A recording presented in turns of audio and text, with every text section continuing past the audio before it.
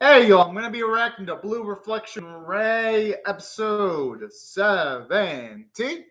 I'll be watching it from Funimation's website, and I'll be starting my reaction in 1-0, go. Oh, yeah. Up the especially with Funimation's cutesy as hell logos. And I actually like how finally Nina's opening herself up at least a little bit more. And then we can get a concept as to why she was a little bit antagonistic towards Hiyori at the start of the series.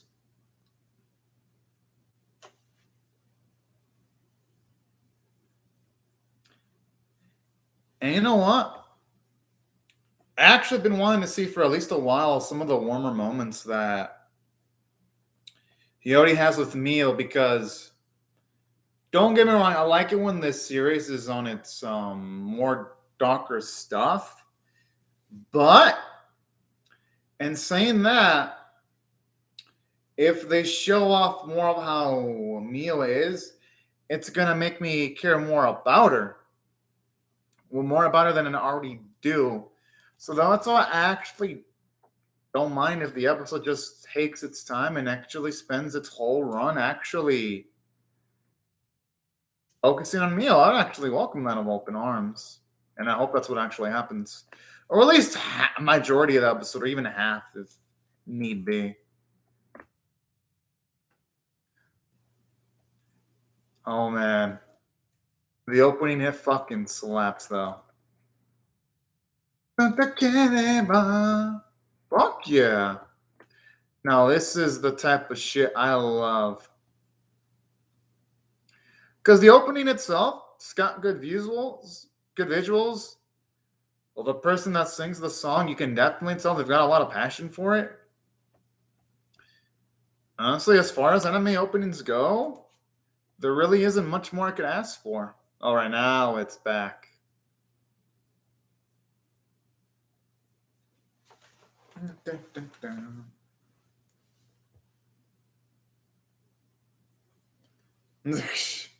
I actually like how here implies that Mio had a little bit of a comeliness when it comes to her and her calmer moments.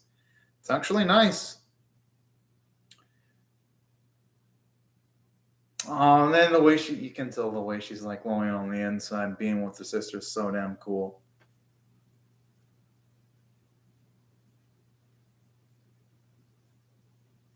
Hmm.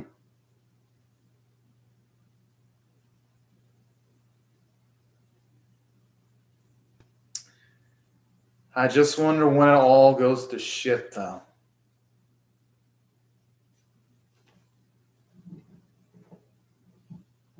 That's going to be the biggest question.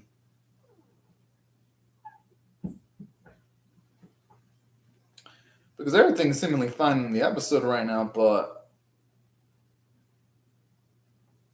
at some point, I'm assuming there's going to be a breaking point, maybe? God, man, those look freaking good.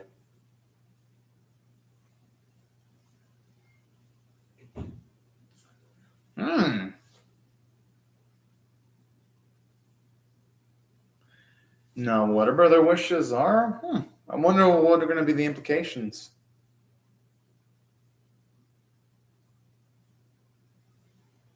Oh, that's a really sweet way. Oh, I'm assuming though the day that the mother comes back is never going to come, though.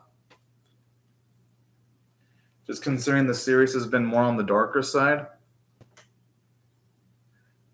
I have a feeling that wish is going to be so far away.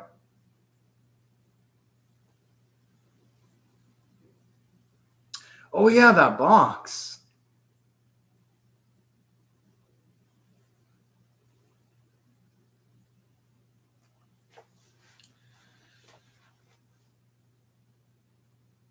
Oh yeah, I'm assuming her work as a reflector. Yeah, because I don't think she'd be having that serious stern look on her face for no reason.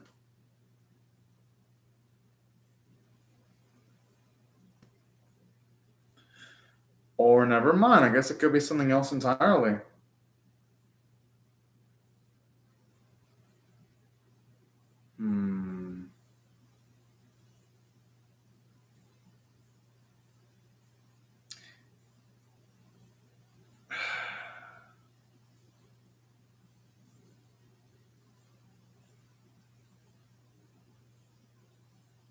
Okay.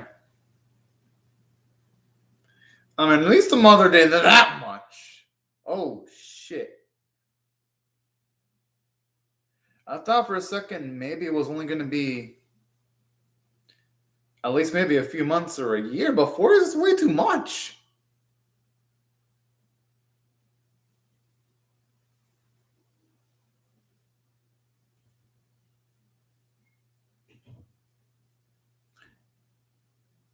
And that actually is nice, and they get a bit more of their family circumstances.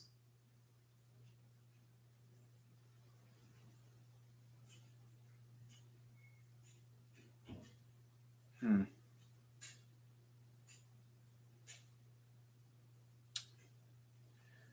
That makes sense. That was the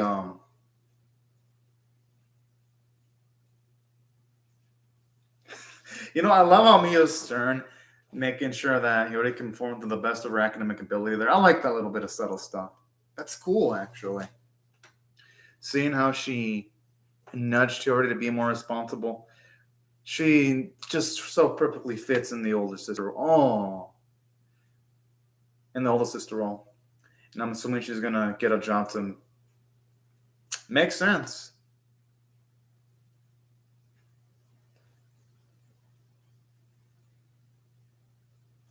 If anyone should be treating anyone to anything, it should definitely be the mother to her two daughters, if you ask me. Because just up and leaving for 4 years, that is way too fucking long. Unless she died, then okay. Then there's not much they can do about that. And I wouldn't have any negative feelings towards the mother.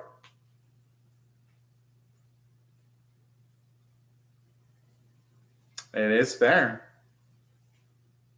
But she'll get better, though, eventually when it comes to cooking. That's not a burden, though. It's not a burden because you can tell how much Hiyori wants to be useful.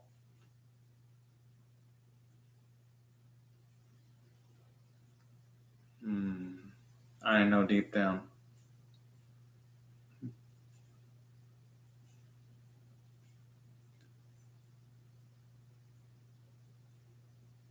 I'm surprised it hasn't delved into the reflector stuff yet, though.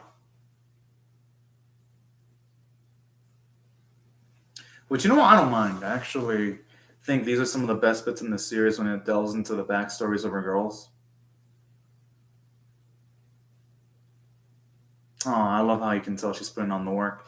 Yeah, it's a cliche when you have characters putting on either a blanket or a warm coat over their loved one. Oh. So it looks like she has accepted. Oh.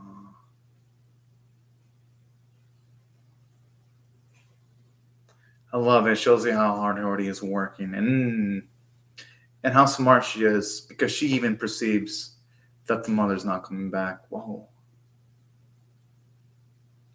Hey, you know what? Our girl has nothing to blame herself for.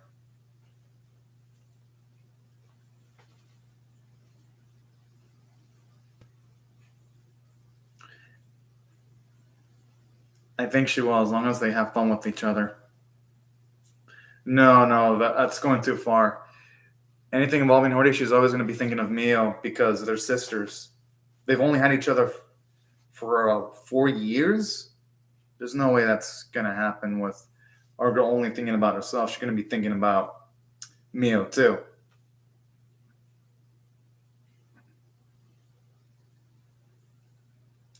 I mean, it just depends on when you're shocked.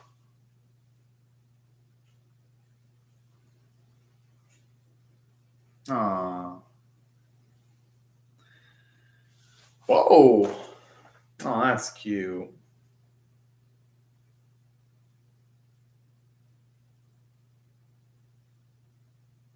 Yeah, you can't be good at everything. At least she went through that for getting those for her. You know?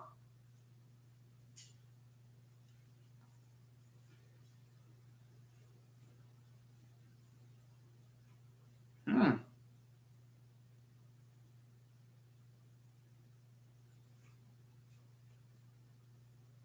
Aww.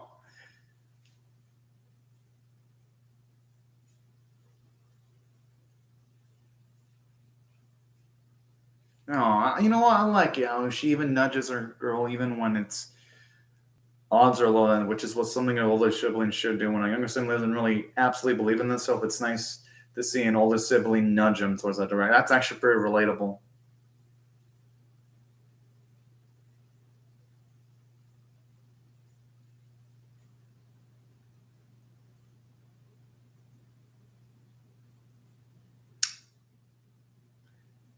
And you know what? She ain't wrong.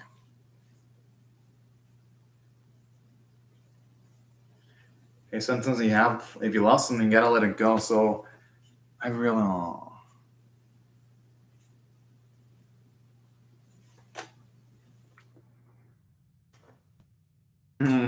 that's all she really needs to say. Just so you can tell.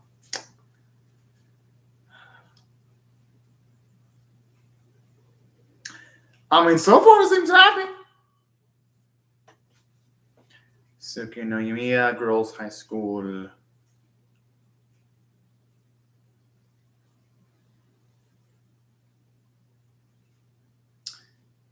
And have no doubts in her ability to do so.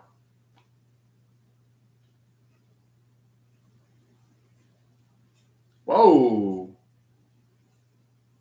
Oh, snap. Momo. Jeez, nobody goes in there to punch him. Jeez.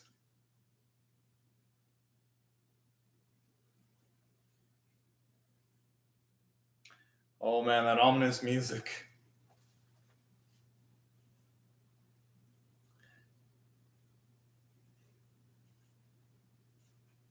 Yo, and the music in the background sounds so damn epic, too.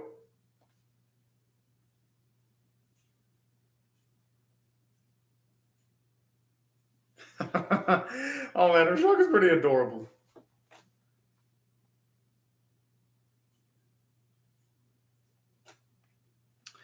It's rare to get to see Miu in a situation where she reacts with not completely knowing what's going on in the situation. It's refreshing because usually when they've shown her off in the series, she's usually composed and has a calm demeanor. But it's actually pretty nice.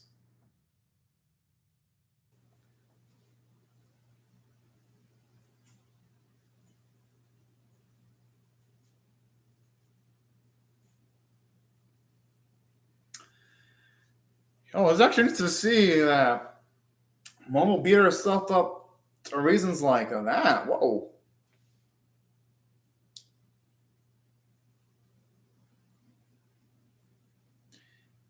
And you want what?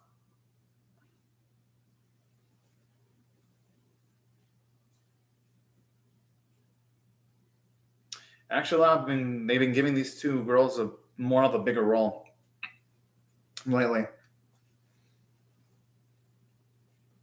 Because like a year, even though yes, the series doesn't have the biggest cast of characters when it comes to a Magic Girl anime, it at the very least is doing a great job with what it has to work with. At least so far.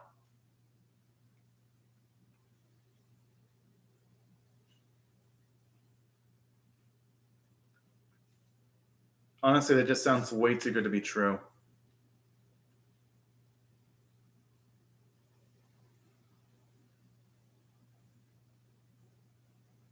Nope.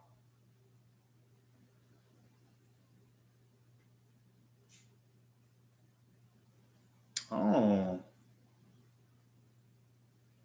I wish they had more time to talk with the girls.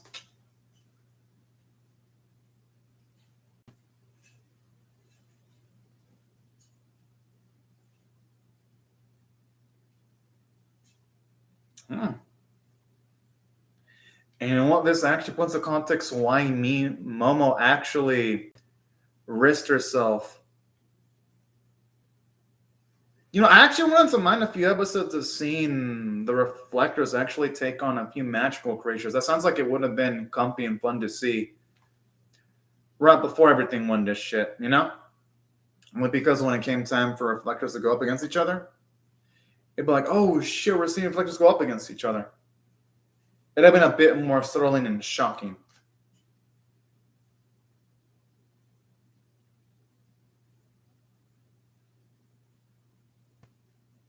And you know what, Momo? She lived up to that promise.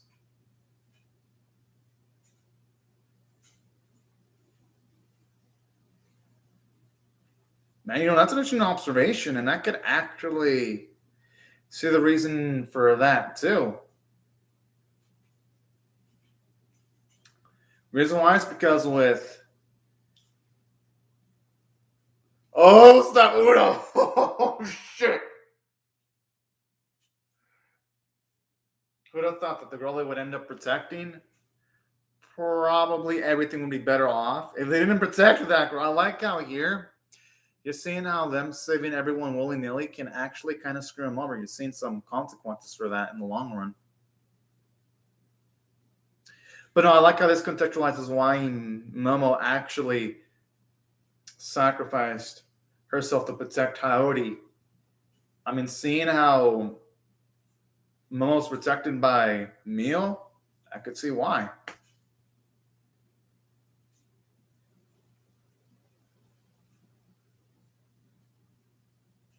Damn, she can't complain about that.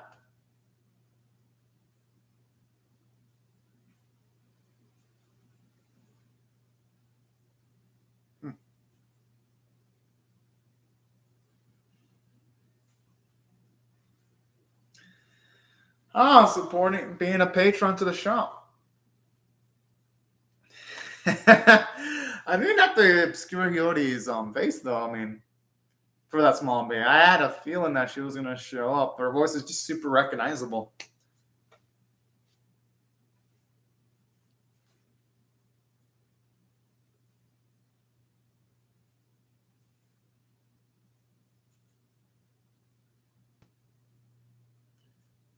Oh, yeah, I love to hear that.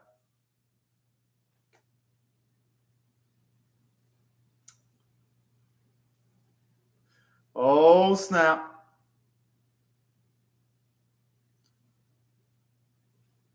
Thankfully, we know that ended up being reality.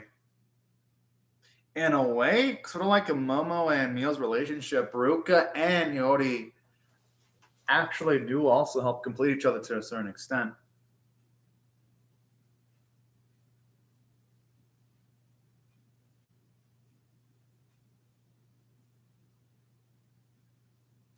I like how Yori's stepping her, putting her foot down and being a badass.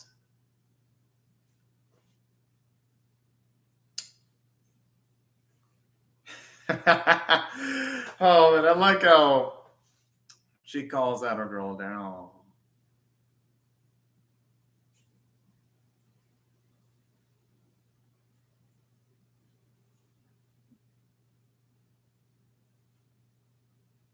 Oh.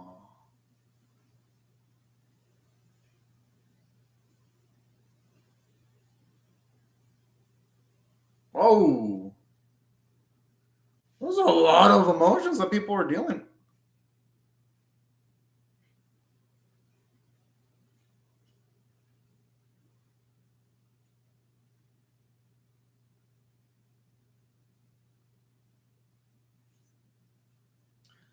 Damn, so much darkness.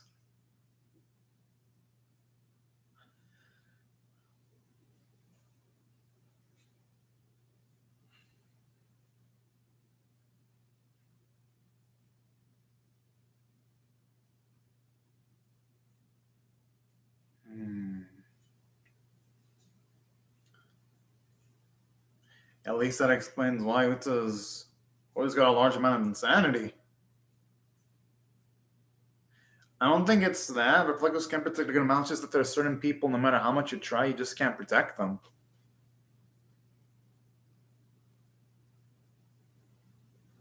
Oh.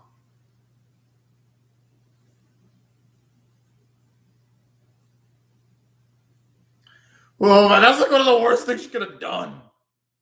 But you know what? There was no way she was going to predict Chino was going to be such an evil bitch, though.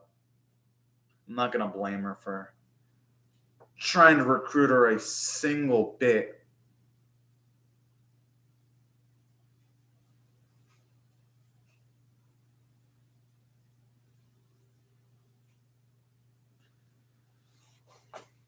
I think it's just like in life, there are certain things you just can't resolve.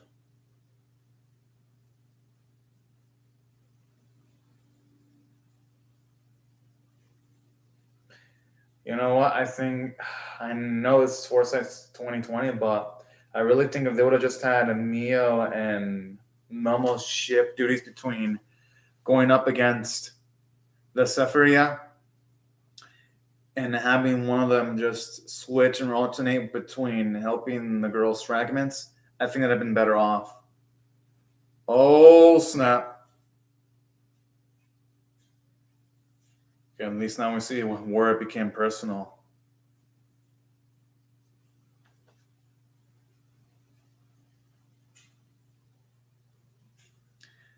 I wonder if that's when she's going to take on that gigantic ass Safaria. Well, that's going to wreak a lot of devastation, and that's why she's going to hesitate.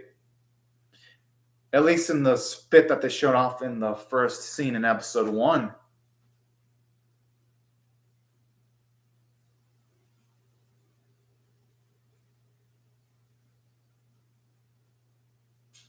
Oh no, she was only doing it with the best of intentions.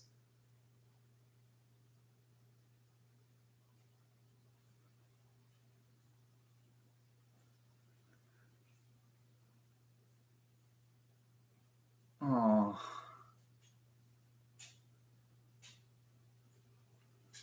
Whoa! What the fuck? Yo, that's crazy. Okay, now I understand why she didn't want to continue fighting then. I mean, if she lives in a world where the person she loves the most doesn't have her fragment, it makes sense why she would just straight up. Oh yeah, I'm assuming that's when the major Spheria from episode 1's gonna show up, and that's when she's not gonna. Okay, now it makes sense why she didn't feel like fighting anymore. Considering how much she loves Hiyori, I venture to guess that from her perspective, what's the point of fighting if it's in a world without?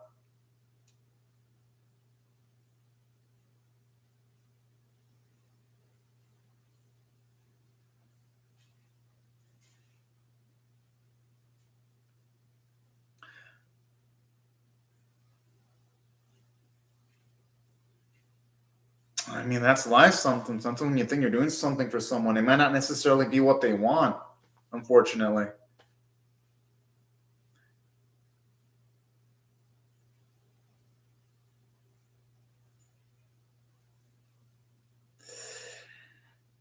I just don't know what's going to be the follow through, though. Because now I understand why Mio was acting weird, but.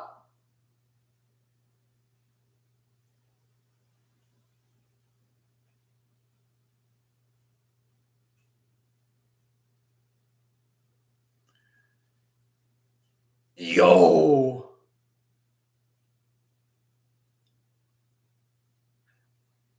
Wait, so did you just end up absolutely annihilated then? Oh, shit. At least right before the reset, anyway.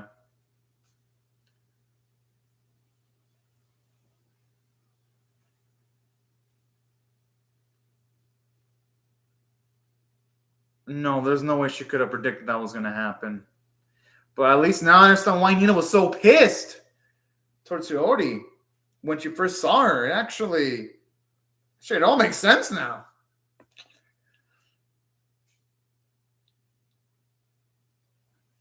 Yeah, I'm assuming that's Nina saying that. The thing is, though, what Hiyori has to do is she's got to continue taking on the battles that are in front of her head on, because now she can't be thinking about what she did too much. Because let's just be real. She can't control her emotions in that loop. Yes, it was her, but it was her in a previous loop. There's no way she can control that. The fact that her in the previous loop was all like wanting to fall in despair because she was separated from her sister. That's something that Hiyori has. I understand why she's not going to take that into consideration, because when you're emotionally heated, common sense is going to go through the window sometimes, especially in the context of what went down. That's why I'm not going to blame our girl a single bit for reacting the way she did. It's not her fault. But simultaneously, though, this episode did fantastic from a story standpoint because now we understand why Neil had the motivation she did, why she gave up fighting. Like, this episode answered so many major and pressing questions that have been opened up since episode 1. That's why narratively, the episode, it was amazing. No ands, ifs, and buts about that. And from a character standpoint, it was by far one of the best episodes because now we understand why Nina hated Hiyori when she was first introduced. Now we understand why Momo would go so far to protect her girl. I mean, yeah, don't get me wrong.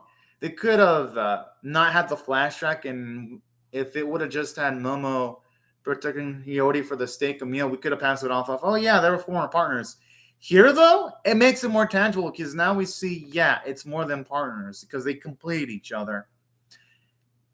And it's way more than meets the eye. That's what I also loved about this episode, too. It makes the relationships that the characters had a lot more engaging to see. And on top of that, the voice performances were great. The animation quality was so-so, but it didn't need amazing animation quality because the script for the episode more than made up for it. And that's why they had to rate this episode. I'm going to go for an 8 out of 10. And that's with it being a build-up episode with how well it was written. But anyways, y'all, these are my thoughts on the episode. I'd love to hear your thoughts on how I feel about my reaction or the episode itself in the comment section below. Hope y'all ready to share it. And I'll see y'all later if you come back for more. Bye-bye, everyone.